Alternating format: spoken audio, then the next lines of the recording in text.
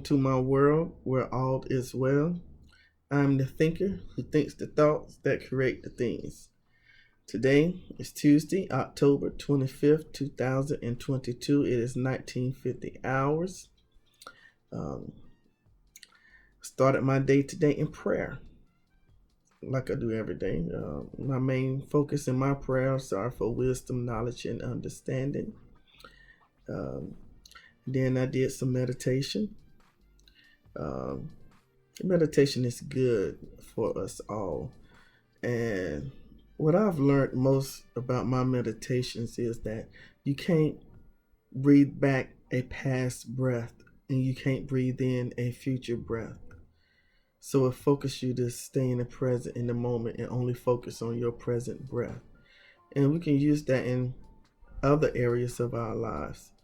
We can't bring back or do anything about anything that has happened in the past. It's now done and over with, out of our control.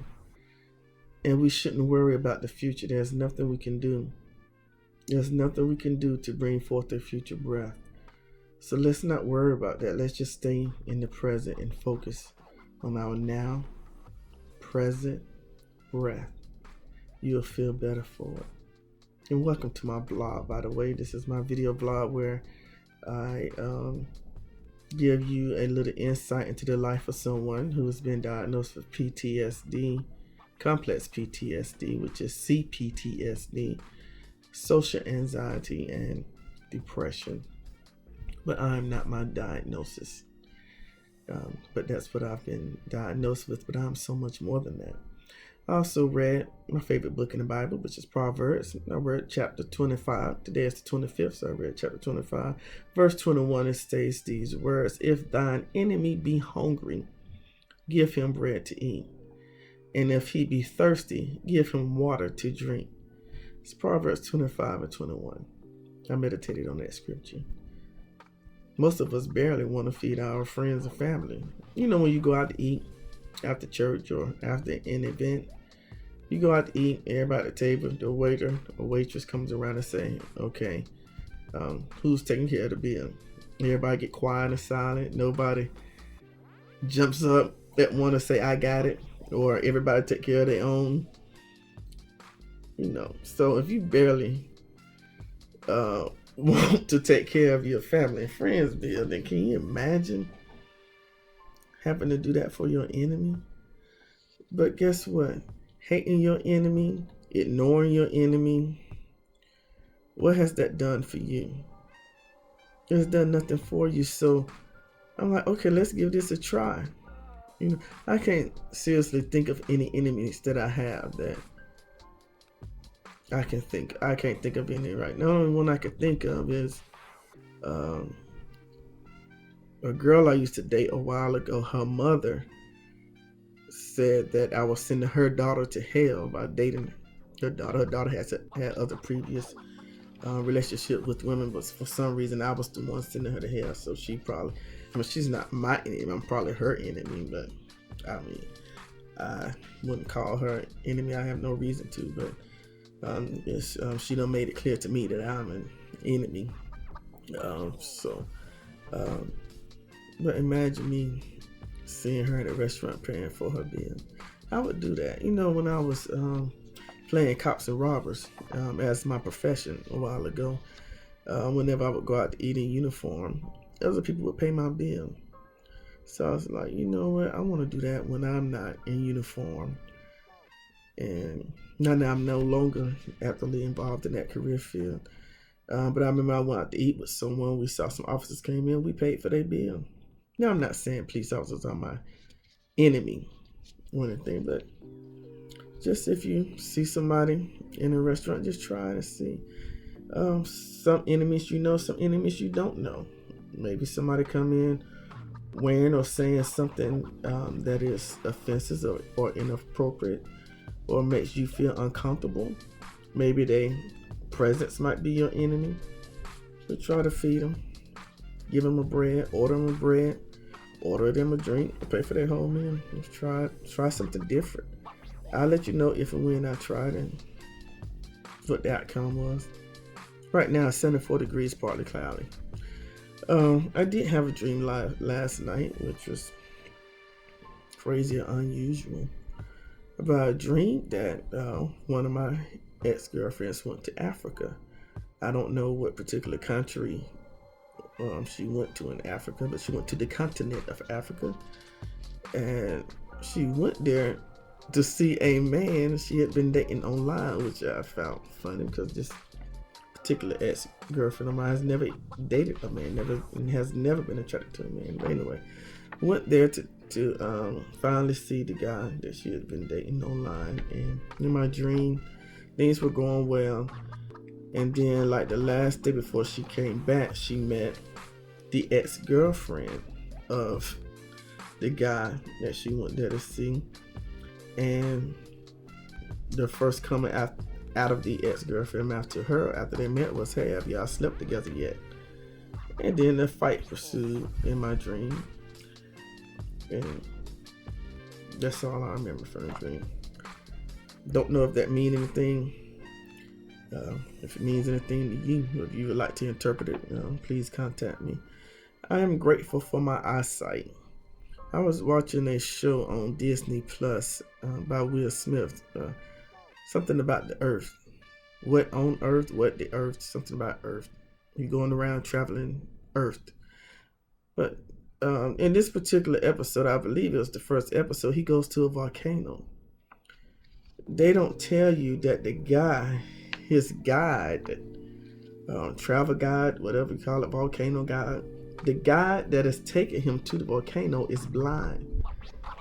And you have no idea.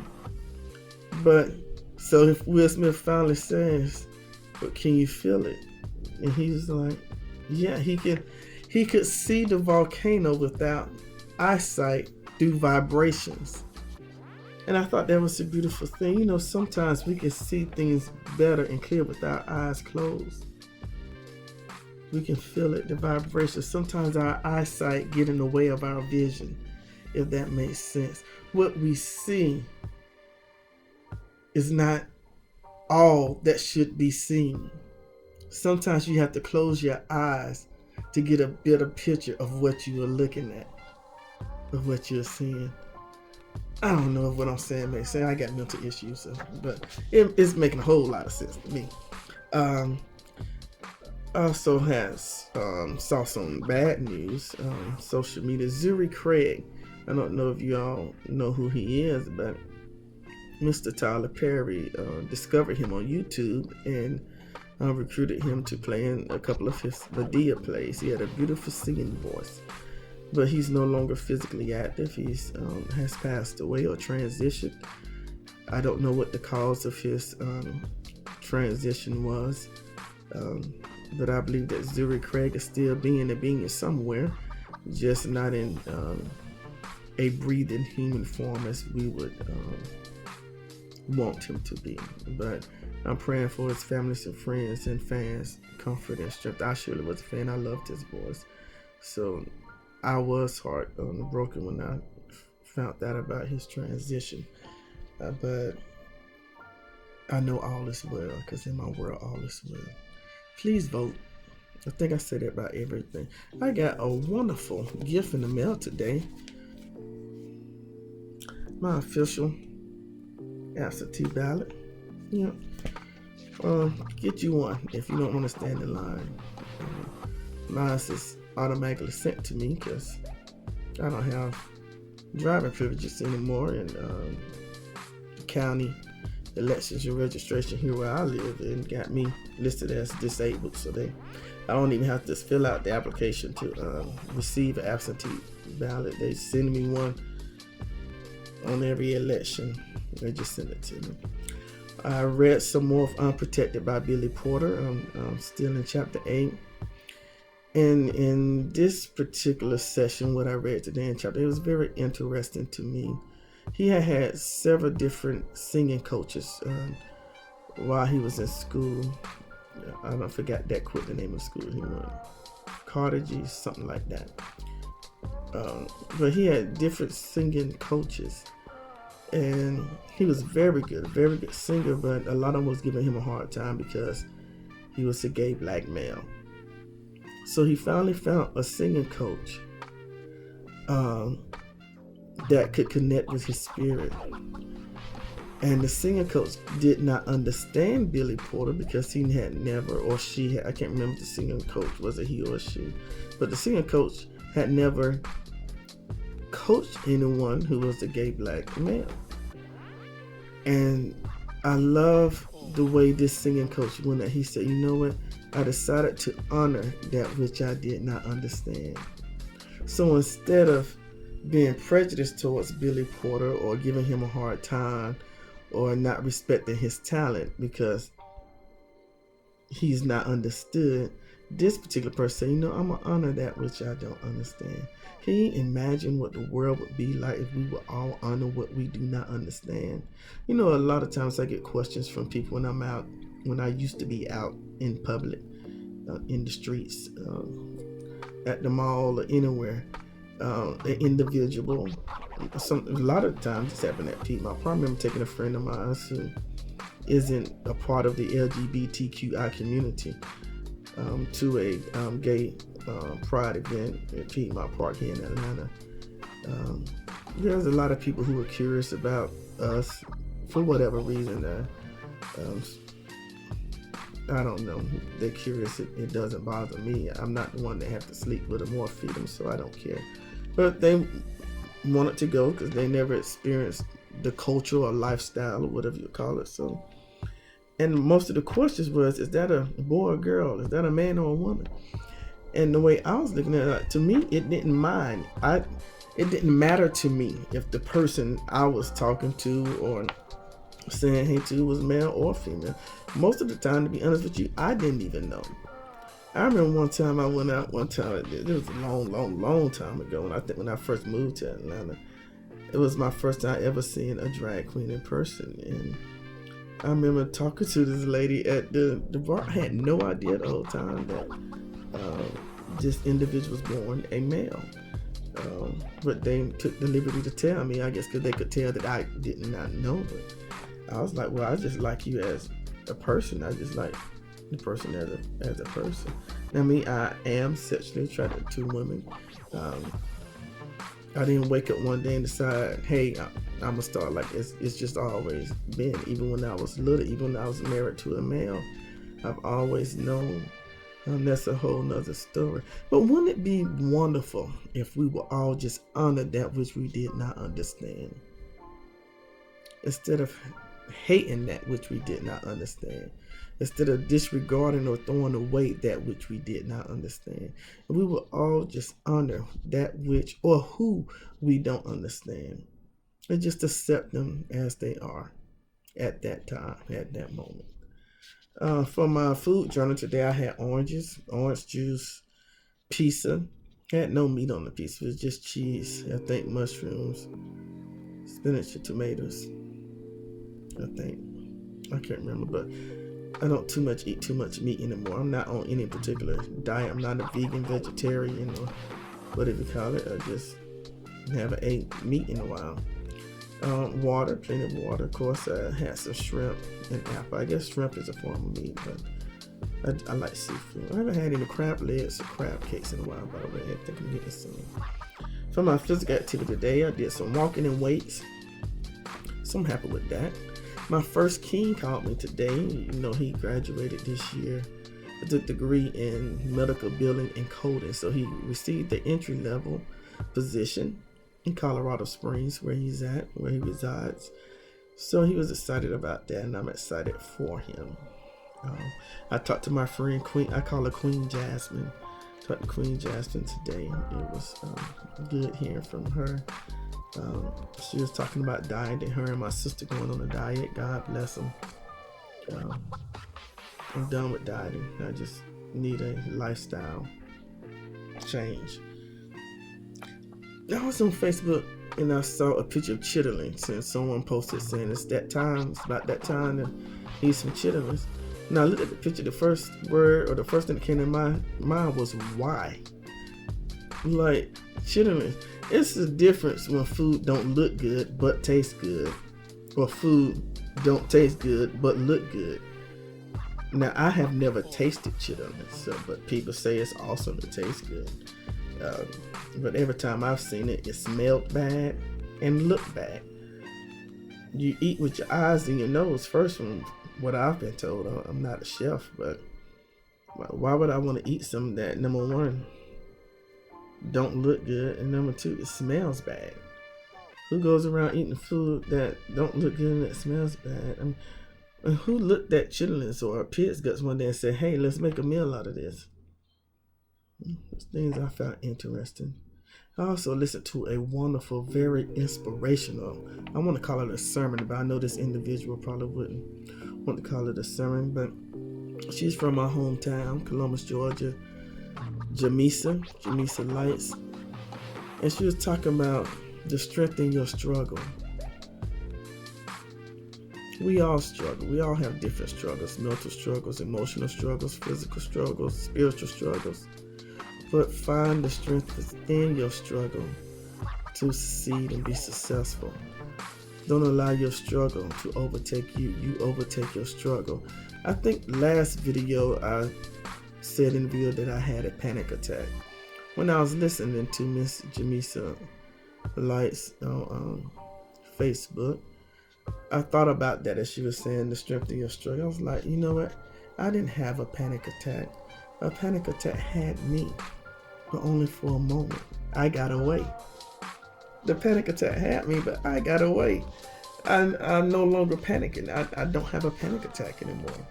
They may come and go, but at the end of the day, I always win. I have strength over my struggle with panic attacks. I pray one day I never have to struggle with having them. That'll be a beautiful blessing. I know it's to come. And then I went on over to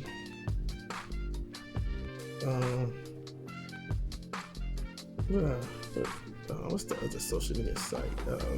Instagram.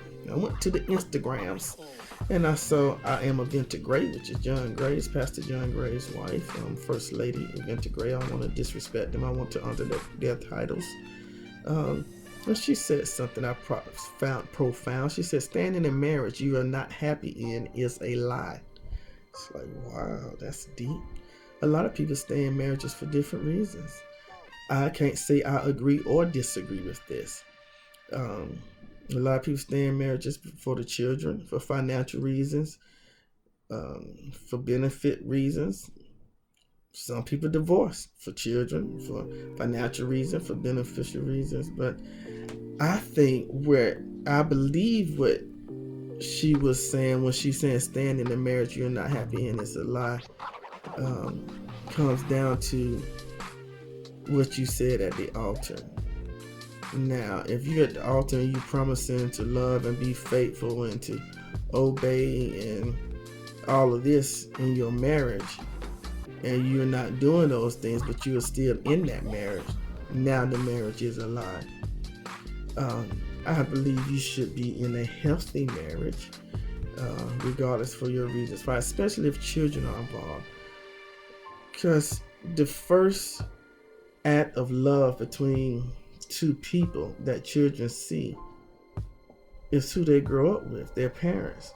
And if they don't see any love or the expression of how your children gonna interpret love to be is what they see come from you. So if you're miserable in a marriage, I would recommend not staying in a marriage for the kids, because now the kids grow up, they get married, they're not gonna know, or I don't want to speak that they're not going to be successful, but that's not a good thing to say, because they can learn how to have a good marriage in spite of what they saw in their home. But it's so uncomfortable for children to grow up in the household, in my opinion, to see two people living together. Children are not dumb. They know, okay, mom and dad just sticking this out until we get out the house or until we finish college, or I just think you should be happy. I also saw, I don't know if it's on the news, I don't know where I saw this at, but Adidas and Gap, all social media, are dropping Kanye West. I can't say I was ever a Kanye West fan. He's had several concerts here in Atlanta, and I've never jumped up and down to try to get a ticket to go to one of his concerts. But I can say there's a few songs that I believe he has written or wrote that I like, and for some reason I can't think of not one of them right now, but I believe he's a musical genius, I guess. But the reason why I want to talk about Kanye West is not because of all of the foolishness that's coming out of his mouth. I don't know if he's saying this to purposely get out of these contracts with these people, or if he actually mean the stuff that he's saying. I pray that he don't really mean this stuff, because the stuff that he is saying is hurtful. Whether he mean it or not, it's still hurtful. But the one thing that was interesting to me is Kanye West has been a very outspoken member for the Republican Party, which I find also strange, because a while ago didn't he say George Bush didn't like black people? I wonder how he feel about George Bush. But then again, he wore a shirt that said White Lives Matter. Does he not still believe Black Lives Matter? Why does he need or feel the need to even wear a shirt that says White Lives Matter? Are they in slavery? Have they been have they not been able to get the things that they have wanted without prejudice being held against them because of their skin color? Does he know something we don't know? I don't know. But back to what I was talking about before I forget. But what's interesting to me about this Kanye West situation or story is that the Republican Party, I haven't heard nobody, nobody black, white, anybody from the Republican Party denounce Kanye West. I haven't heard anybody saying, maybe somebody has, and I just haven't seen it, but I just found that interesting. Like, okay, everybody who has been able to benefit off of Kanye West's name has seemed to disassociate themselves with him, but I have not seen the Republican Party do the same thing. I think that is saying a lot. I listened to a podcast today called Think Fast, Talk Smart. Ideas Fuel Innovations. They had this guy on there named Jeremy Utley, and he was talking about why your first ideas aren't always the best ideas. And what I found interesting about this podcast, Jeremy Utley, he's a communications expert, and communication, his definition of communication is energy transfer, which I like, because communication is verbal and nonverbal. So the energy transfer as a definition of communication, I can totally get down with that. But one of the things that he was talking about, he was like, he went to a lot of different hospitals that had emergency rooms, and emergency rooms, everywhere, we're trying to figure out how can we run this emergency room more efficiently. So at first they was going to different emergency rooms. Okay, our emergency room isn't running as quickly. We want to get people in and out as quickly as possible. Emergency rooms aren't there to cure or heal you. They're there to diagnose you, fix you up good enough so you can get back home and call your doctor and get whatever you need to get rid of whatever's causing you pain. So that's their main goal. That's what they want to do. So they said, how can we? So they was like, let's go to another emergency room that's maybe 2 minutes faster than we are, see what they're doing different, and implement it here and see if we can make ours 5 minutes faster. And so Jeremy Utley was helping them with different innovative ideas. Like, but that doesn't make sense. When you think of fast, what do you think of? And so they were sitting there thinking about ideas. And then one of them came up with NASCAR. When you think of fast, you think of NASCAR. You think of the pit stop, how fast they change the tires. So check out. The hospitals, the emergency rooms started going to the NASCARs. They started standing in the pit stop and started watching the workers. And they realized that at every pit stop, everybody had one thing to do. They were responsible for one, whether it to take the nuts off the tire. They had somebody responsible for putting the nuts on the tire. They had somebody responsible for taking the tire off the car. Somebody responsible for putting the tire on the car. And they realized that's what we need. We just need one person responsible to do one job, and that's it in our emergency rooms. And it was helping the emergency rooms to get faster in their emergency situations with people. So I thought that was interesting. A friend of mine, Kenyatta, I hope she's doing well. I haven't seen her in a while. She lives in Florida now. But she sent me something very encouraging called Evolving Spiritually. And in this podcast, Evolving Spiritually, I forgot the young lady's name, but she was talking about trust your unfolding and do a mental cleanup. Trust your unfolding. Your unfolding is your human process. Just trust your human process. Trust your unfolding. Every day you unfold something, you learn something new. And get some rest. Sleep is very important. When you sleep, that's the only time you're able to rest and release all restriction and resistance. When you're sleeping, there's no resistance to anything. When you meditate, you're not resisting anything. You just letting God speak to you. And that helps you with your mental cleanup.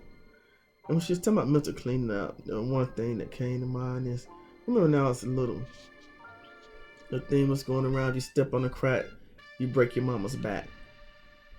So you know how hard I tried not to step on the crack? Because I didn't want to break my mama's back. I didn't want my mama's back to break. But you know how foolish that is now? How much power was I giving to that crack?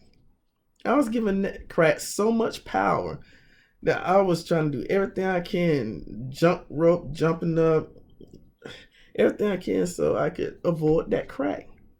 Now I'm talking about a crack on the sidewalk, but this can mean crack as the drug as well. How much power are you giving to that crack? It might not break your mother's back, but being on crack can break your back. I mean, just stay out the cracks, but do a mental cleanup for real. Get rid of all the junk and foolishness that you've been taught that you can't find no use for in your mind. And when you do a mental cleanup, you have to watch what you put in you. Watch your eye gate, your ear gate.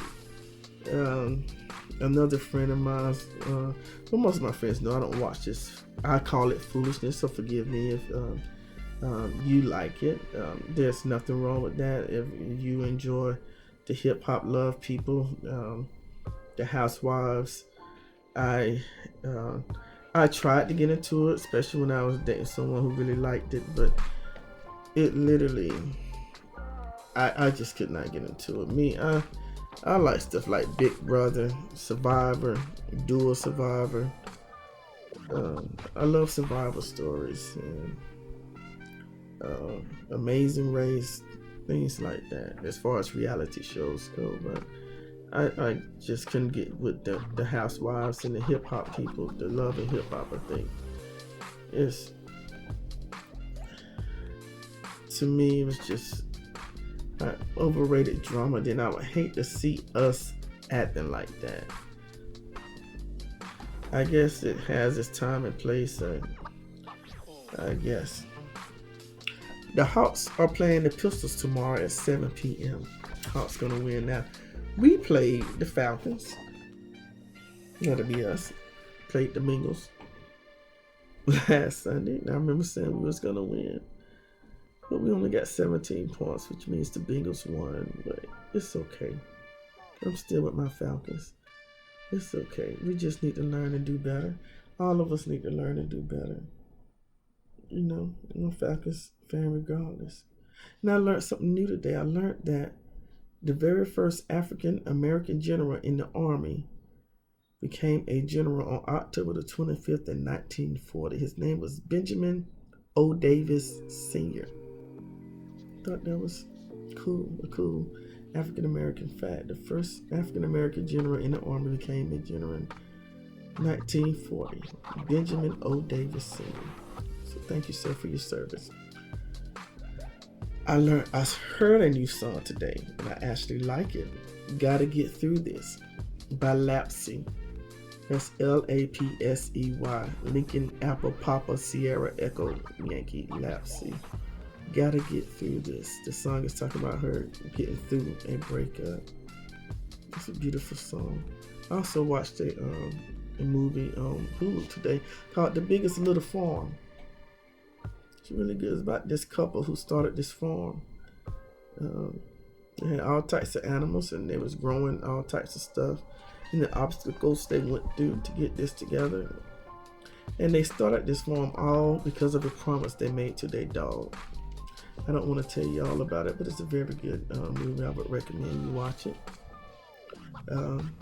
Cash 3 and Cash 4. Cash 3 I played 710, 716, and 706. Cash 4 I played 5821, 4581, and 4821. It's 2021 hours now, so I think it's one more drawing left tonight, but it is enough for us all to win. If you would like to use any of these numbers or switch them up anyway. Something very exciting happened to me today on Clubhouse. I got a notification on my phone from Anita Wilson. It says a rainy day. She's in Chicago. She says a rainy day. She said, come to Clubhouse, check in with me and let's chat. So I clicked on the notification, went to Clubhouse to chat with Miss Anita Wilson, and we chatted. Yeah, I got a chance to talk to her and she talked to me. I thought that was a beautiful thing.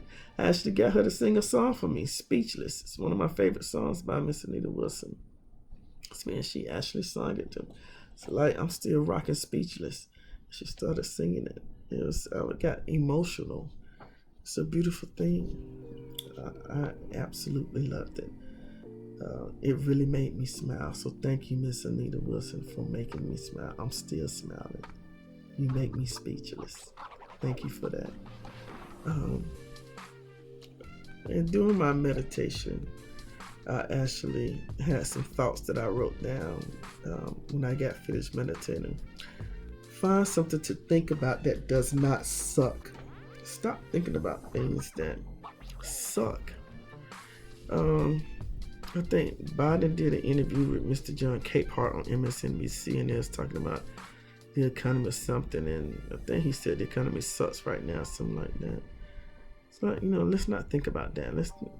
Of course, that's their job. They have to think about it to fix it. But I don't want to think about stuff that I have no control over, and that sucks. Okay? I want to think about something good. Thinking about something that I have no control over and that sucks. It's not doing me any good. Let's not try to complain about stuff that sucks. And you know what? You can make anything true that you focus on. If you keep focusing on this, how bad the economy is, guess what? The economy is going to be bad. That's going to be your truth. But I'm choosing to decide to think on how wonderful this economy is. So that's going to be my truth. My economy is, I was able to eat oranges today, have orange juice, shrimp, pizza, water. I think that's all I ate today. Can't think of nothing else. Yeah. So in my world, where all is well, my economy is doing good. My economy don't suck in my world. Negativity cannot stay alive in you without you. Negativity cannot stay alive in you without you. You have to be feeding that negativity in order for it to stay alive in you. You have to continue to water it so it can grow. So instead of feeding your negativity, feed yourself positivity. When those negative thoughts and ideas come to your mind, try to get rid of them. It isn't easy. It isn't easy for me, but I try my best every day not to feed my negativity, but feed my positivity. Those things that are positive in my mouth. That's what I want to focus on. Okay? And my affirmation for today is I don't even have to fight to win. I've already won. There's nothing for me to fight. I don't need to be fighting my enemies. I don't need to be fighting the devil. A lot of people say the devil is busy. I don't like going to churches where they worship the devil more than they worship God. You know, you go to those churches and every testimony, the devil is busy. That's all you hear, the devil is busy. I don't care how busy the devil is. They should not have any effect on your life, my life, anybody's life. Because guess what? God is busy. How about we say that? Anytime you hear somebody say the devil is busy, say God is busy. God's busyness will do way more for me than the devil being busy. The devil is busy doing absolutely nothing. But when God is busy and when you accept his busyness in your life, when you accept God's business, when you're open, when your heart is receptive and your mind is open to hearing and seeing and breathing in God's busyness, it will help you fight the negativity out of your life. Okay? God is busy. I don't even have to fight to win. All I got to do is be aware of God's presence.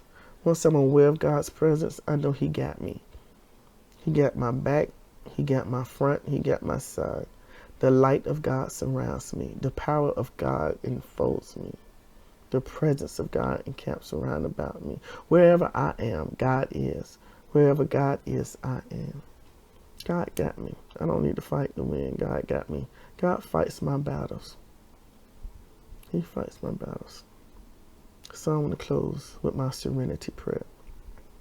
God, grant me the serenity to accept the things I cannot change. Give me the courage to change the things I can and the wisdom to know the difference. Thank you for joining me in my world where all is well. I am the thinker who thinks the thoughts that creates the things.